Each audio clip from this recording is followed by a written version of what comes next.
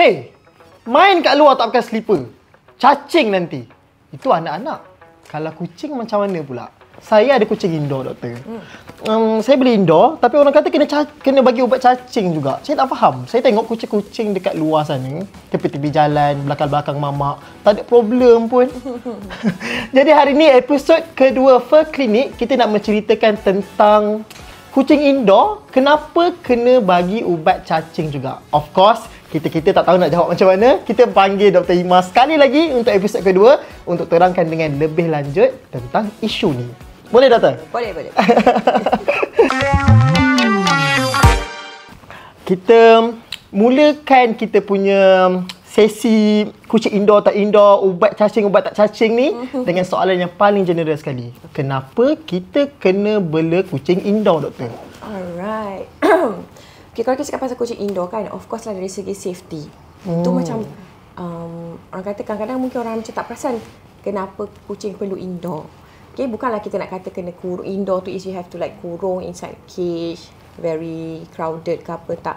Tapi kalau indoor tu maknanya access dia pada bahaya luar tu risikonya lebih rendah lah.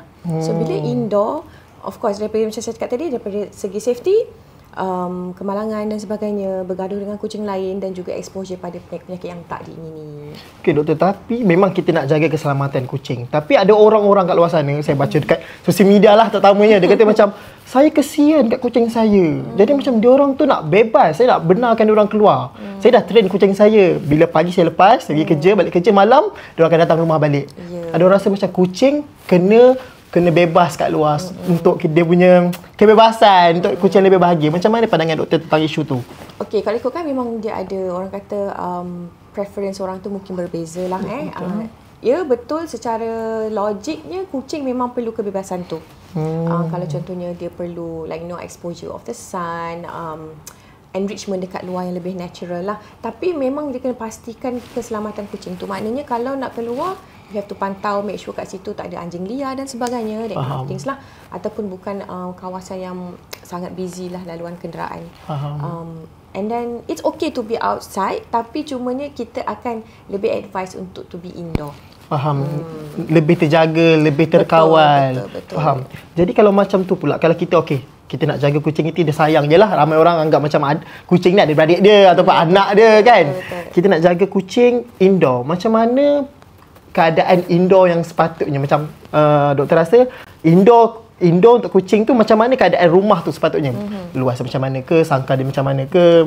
Doktor punya pandangan sendiri? Okey, kalau ikutkan it's very subjective lah. Tapi ada benda yang ada guidelines yang you kena patuhi. Mungkin berbeza ikut setup rumah masing-masing. Tapi benda yang you perlu ada, yang basic thing is satu, if dia fully indoor, of course kena ada makanan kan, bekas makanan minuman yang sesuai, dan juga litter box lah of course. And then orang kata litter box ni pula kadang-kadang ada juga guideline dia.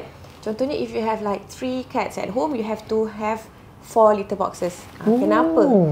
Dia formula dia gitu, maknanya N+1. So N tu bilangan kucing tambah 1 extra litter box. Formula matematik pun ada. Sebab tu vet ni dia macam logic thing matematik tu memang apply kat mana-mana. So kalau saya ada 7, sepatutnya ada 8. N+1. Oh, saya suka benda-benda macam ni. N+1. So kenapa kita perlu ada lebih litter box tu? Of course lah untuk kurangkan apa orang kata stres bila litter box tak cukup. Kadang-kadang kucing ni dia ada yang sangat spesifik, which is dia orang sangat sensitif. Dia tak suka ada kesan ataupun hasil tinggalan kucing lain. So dia akan ada tendensi untuk tahan kencing, tahan berak sampailah kita cuci, and then benda ni boleh lead to other disease ataupun illnesses lah. Tu. Lepas tu jarak bekas makanan dengan bekas najis tu itself. Kalau boleh makanan dengan air 50 meter, dengan bekas pasir pun 50 meter. Oh, macam tu. That's the best practice. That's the best practice lah. That's the best practice. Okay. Lepas tu enrichment lah. Enrichment contoh benda yang dia boleh cakar, dia boleh panjat, dia boleh hiding, that kind of things. Enrichment tu is very important sebab kalau di luar ataupun secara wild ni dia ada pokok untuk panjat, dia ada bushes untuk dia menyorok. Lepas tu main hide and seek and whatnot lah. So benda tu you have to provide bila indoor. Faham. Maknanya when you decide untuk bawa kucing dalam rumah korang decide untuk jaga dia, jaga betul-betul, sediakan yang terbaik untuk kucing korang. Okay. Based on our discussion, kita lead to second question sebenarnya, doktor. Saya dah decide untuk bela kucing. Saya kata, saya nak bela indoor. Saya dah sediakan tempat dia panjat, litter box, ada 7 kucing, saya sediakan 8 litter box contohnya macam itulah. Jarak makanan, minuman semua saya dah jaga betul-betul. Jadi kenapa pula saya kena bagi ubat kucing, ubat cacing, doktor? Ubat cacing tu adalah orang kata preventative medication lah, yang sebenarnya ia sepatutnya dijadikan sebagai rutin ataupun benda yang untuk kita prevent ataupun control parasite, especially kalau kita cakap pasal cacing, of course lah kita akan control intestinal parasite, cacing dalam usus.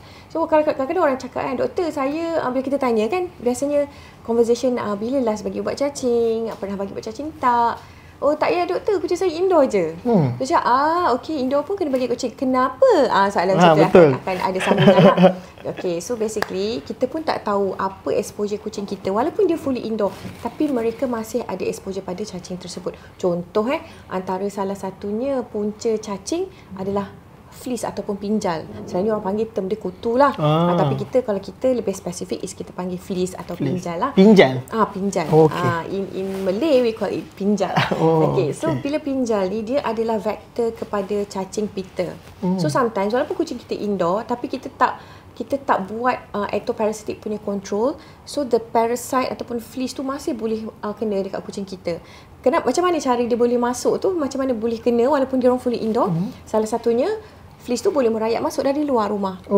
Tu yang very common lah. Maksud kalau kita ada stray cat dekat luar, and stray cat tu of course lah mungkin exposure pada fleas lebih tinggi, so dia boleh carry the fleas melalui celah pintu ke apa kan, dia boleh panjat-panjat masuk dekat kucing kita yang suka pula duduk kat pintu kan. Kita balik. Kita balik, tunggu.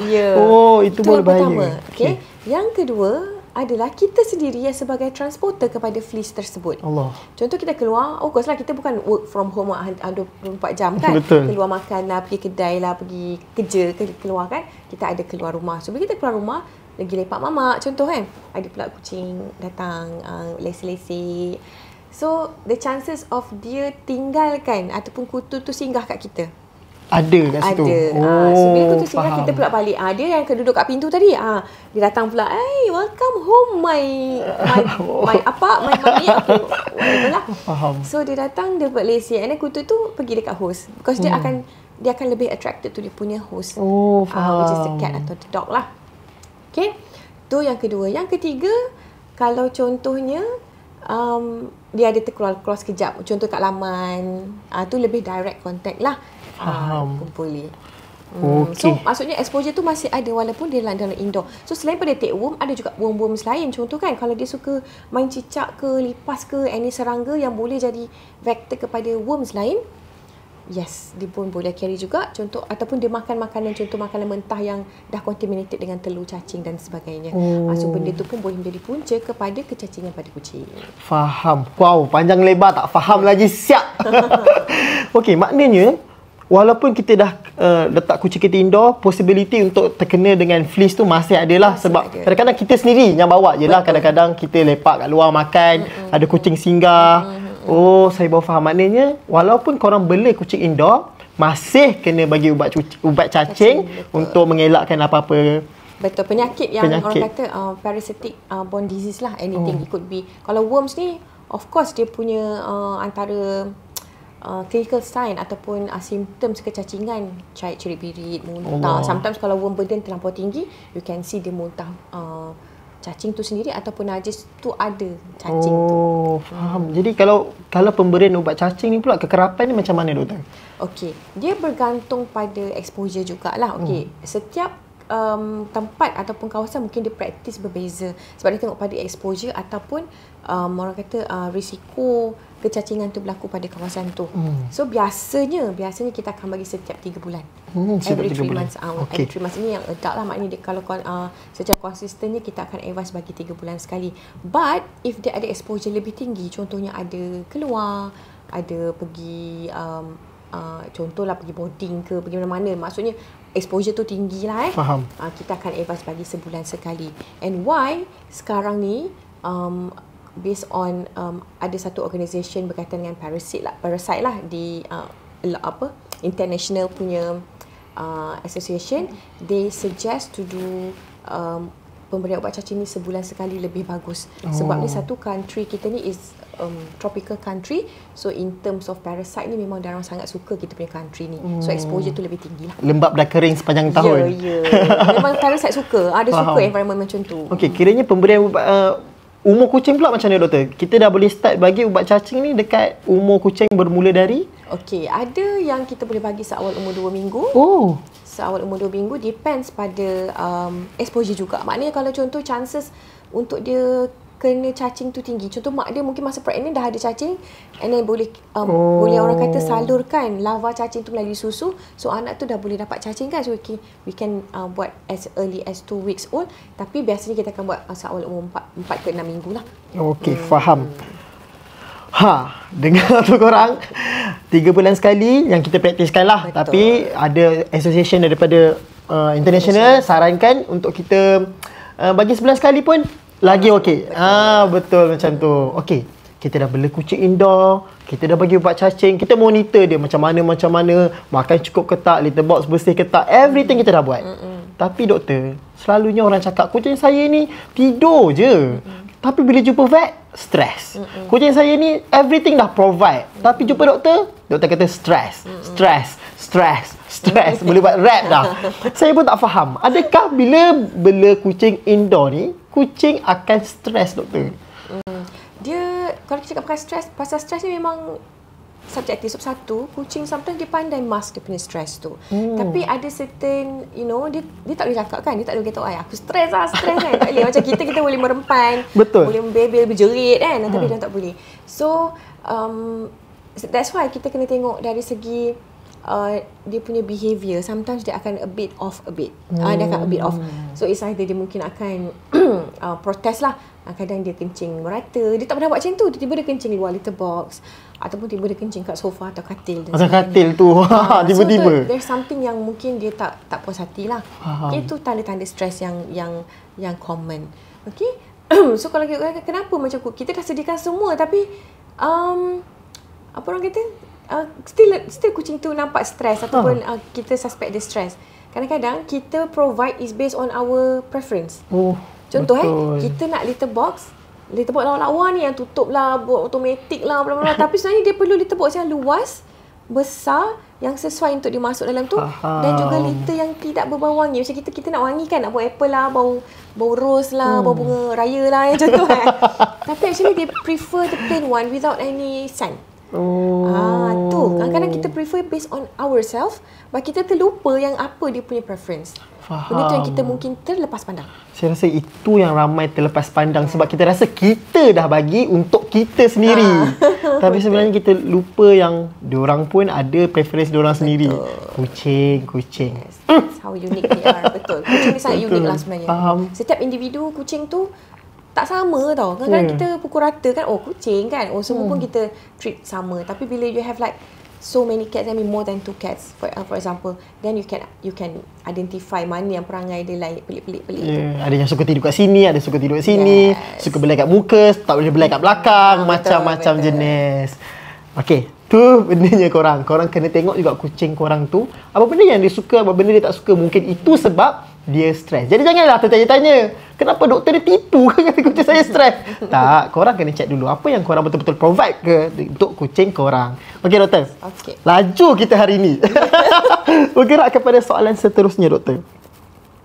Andai katalah ada orang tu dia macam dia nak jaga kucing dia indoor. Dia just macam aku nak jaga, aku whatever lah, aku jaga cara aku macam tu.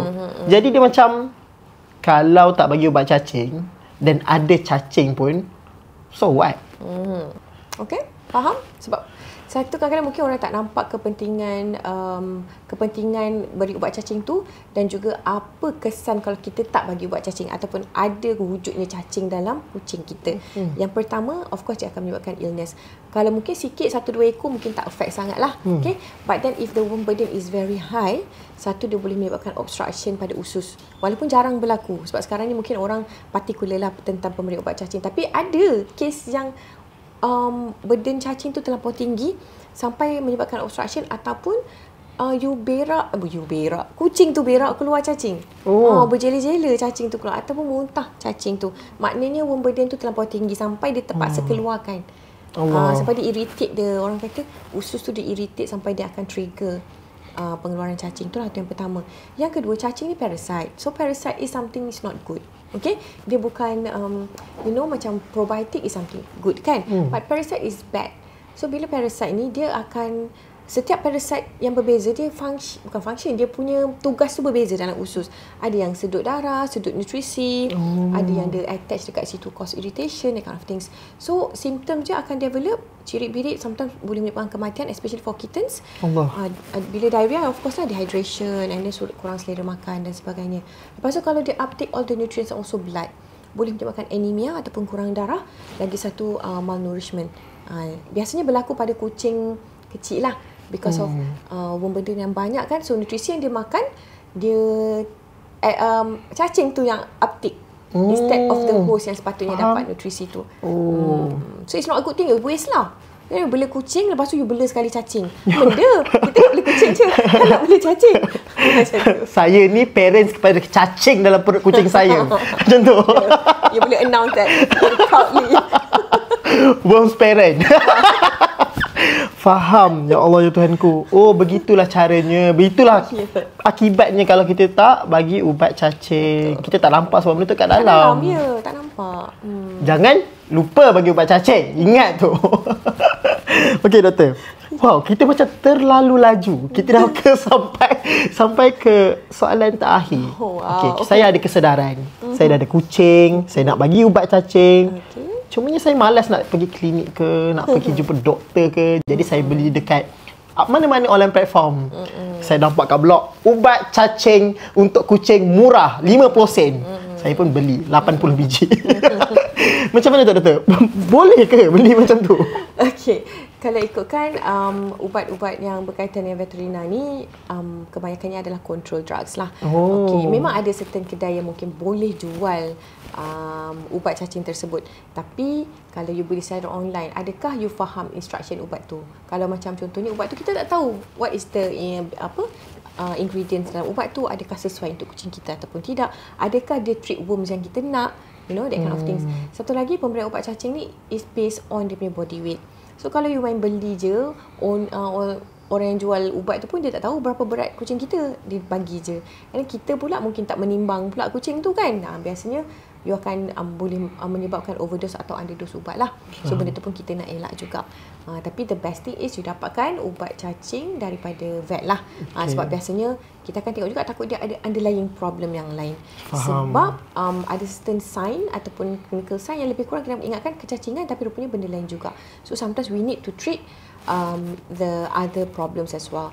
So lagi satu, pembelian ubat cacing secara online ni, kenapa kita tak sarankan, macam kita cakap lah, dari segi instruction pemberian ubat cacing tu kadang-kadang bila kita tengok ada yang tidak tepat. So ia boleh menyebabkan side effects pada kucing tersebut lah. Faham. Memang murah kita beli online kan. Kita tahu, kita faham. Sebab kebanyakan pet owner especially beli 7 ekor. 7 ekor kucing tadi, dia mestilah nak orang kata nak berjimat. Kita nak berjimat. Tapi kadang-kadang bila kita fikir balik, dengan kita beli ubat dengan harga yang murah, tapi kita kena repair pula the damage tu, lagi mahal. Faham. Jadi ini apply dekat semua jenis ubat jugalah kan? Betul. Bukan ubat cacing saja. Semua jenis ubat. Sebab tak adalah, saya selalu tengok ubat kutu lah, ubat kutu kucing RM1 macam tu. Betul. Ada nampak juga. So macam I hope orang bijak lah buat keputusan lah untuk beli. Sebab ke tidak. Ada juga kes saya baca dekat laman sosial lah. Dia kata dia beli yang daripada sekian laman web lah. Dia beli, kemudian dia letak, lepas tu kucing dia jadi sawan, something like that. Betul. Itulah disebabkan itulah. Ya, sebab tu kenapa kita kita sangat berhati-hati dengan ubat-ubat ni. Sebabnya yang contoh bila kita salah beri ubat, maksudnya ubat tu tak sesuai atau overdose. Lepas tu nanti dia akan affect juga, macam kadang-kadang orang lain yang takut ni terus tak nak bagi letak ubat kutu dah. Tapi ubat kutu tu very important. So dah jadi macam isu lain pula, dah skeptical. Kadang-kadang doktor nak letak ubat, tak nak doktor, saya tak nak letak ubat kutu sebab saya tengok dekat media sosial ada orang letak ubat kutu kat kucing dia mati. Betul. Padahal Allah, kita tak tahu orang tu beli kat mana, macam mana dia letak ubat tu, betul ke salah, adakah kucing dia ada jilat ubat tu dan sebagainya. So kita kena tahu the whole story. Betul. Jadi kalau korang nampak apa berberita pasal kucing orang jaga macam mana, lepas bagi ubat scan jadi macam ni, korang kena periksa betul-betul macam mana dia bagi, ubat apa dia bagi, semua benda sebelum korang buat assumption korang sendiri. Okey, jadi maknanya lepas kita discuss ni, kita tahu betapa pentingnya ubat cacing ni kepada kucing-kucing kita untuk jaga dia. Kita pun tahu juga macam mana nak jaga kucing indoor, macam mana juga kebaikan-kebaikan yang kita boleh bagi kat kucing kita kalau kita bela di indoor juga. Betul. Okey. Dan paling penting, saya rasa poin yang paling best kali saya dapat adalah kita rasa kita dah jaga tapi sebenarnya kita shock sendiri. Kita tak rasa, kita tahu apa kucing kita tu sebenarnya apa yang dia nak. Dan paling penting juga, rupa-rupanya kita pun pembawa kepada benda-benda yang tak baik untuk kucing kita dari luar. Okey, jadi disebabkan itu kadang-kadang kita tak boleh kawal. Kita tak boleh kawal dunia ni. Kadang-kadang kita makan kat luar kan, ada kucing lah, whatever, we don't know whatever yang kita buat. Kita tak boleh kawal. Sebab tu kita kena ada langkah berjaga-jaga dengan bagi ubat cacing. Jadi terima kasih doktor untuk episod kedua ni. Sangat-sangat membuka mata kita semua untuk bercerita tentang kenapa kena bagi kucing indoor saya ubat cacing. Okey, kalau korang kat luar sana yang tengok episod ni dan ada apa-apa cadangan, persoalan atau apa-apa yang korang rasa macam tak tahu tapi nak tahu daripada doktor vet kita sendiri, boleh terus tanya je kat ruangan komen ataupun DM ke kat laman Furfit Vet, kat laman kami lah. Okey. Terima kasih sekali lagi doktor. Terima kasih banyak-banyak. Sama-samalah kita untuk strive to be a better cat parents bersama. Sehingga berjumpa lagi ke episod seterusnya. Bye semua.